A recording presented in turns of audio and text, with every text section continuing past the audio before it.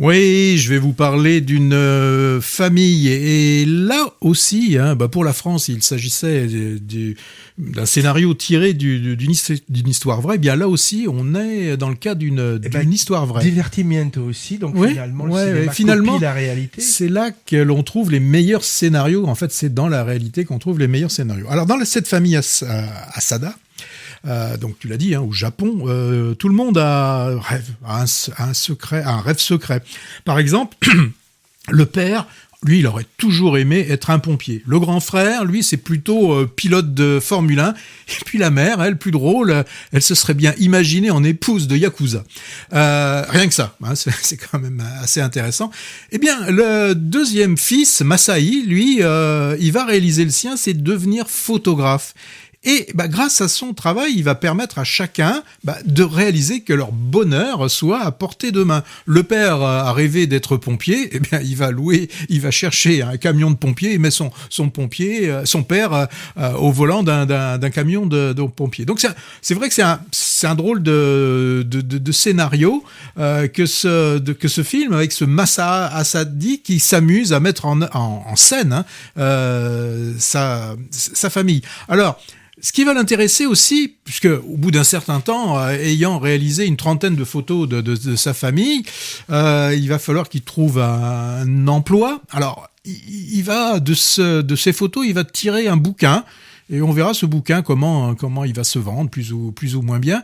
Et lui, comme la photo quand même, c'est devenu son métier, de photographier des familles. Pourquoi pas? Eh ben il va photographier des familles, mais surtout lui, ce qui va l'intéresser, c'est avant de photographier une famille, c'est de comprendre comment marche cette famille, qu'est-ce qui anime cette famille. Et par exemple, on en voit une qui adore les cerisiers en fleurs.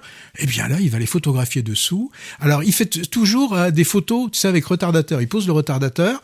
Quand il faisait avec sa famille, c'était pour aller se faire photographier. Là, on le voit, il pose l'appareil photo, donc ils sont tous en train d'attendre.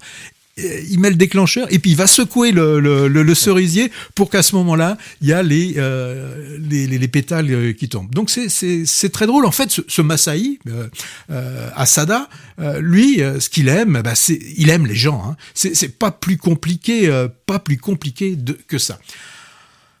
Ça va être la première partie du film et va arriver un moment douloureux. On va se retrouver en 2011 et c'est le fameux tsunami qui a ravagé le Japon, un grand nombre de morts, des villes détruites, Fukushima.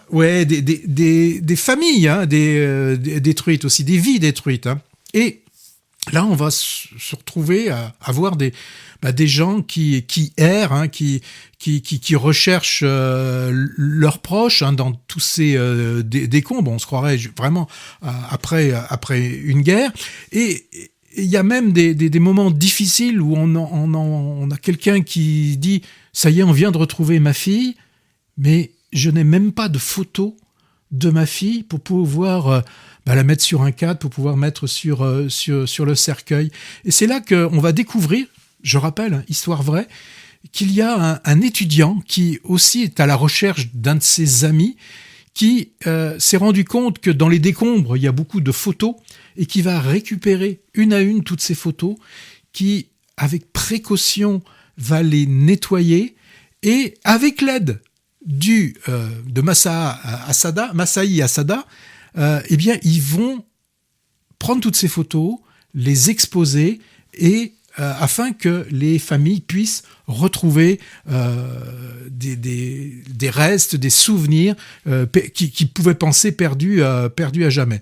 Donc là, on va avoir, grâce à ces bénévoles, un nombre quand même assez impressionnant, puisque 60 000 photos, non pas qui ont été recueillies, mais qui ont été restituées. 60 000 photos ont pu un peu ainsi retrouver en quelques mois leur propriétaire. Donc c'est un film qui commence d'une manière assez légère, un peu vraiment une comédie, et puis il y a l'irruption donc de ce séisme qui amène une dimension plus dramatique dans le film, mais en gardant une légèreté. Je veux dire, ça nous tombe pas dessus vraiment comme quelque chose de très lourd. Donc moi j'ai trouvé que ces deux approches, ces deux moments du film s'articulent très bien. Ce qui est important là dans ce film, tout à l'heure je parlais de ce qui pouvait unir deux frères, ce qui pouvait unir ou séparer deux frères. Là en fait, c'est vraiment un hymne, mais vraiment positif à ce qui fait une famille, c'est-à-dire avec que chacun est vraiment différent l'un de l'autre, et puis ce qui peut en fait les réunir. Et vous verrez à la fin, il y a une scène, dont je vous dirai pas laquelle, bien sûr, bien sûr, mais qui est assez étonnante. Donc, même à la fin du film, on se fait avoir. Donc, une comédie mélodramatique que j'ai bien aimée.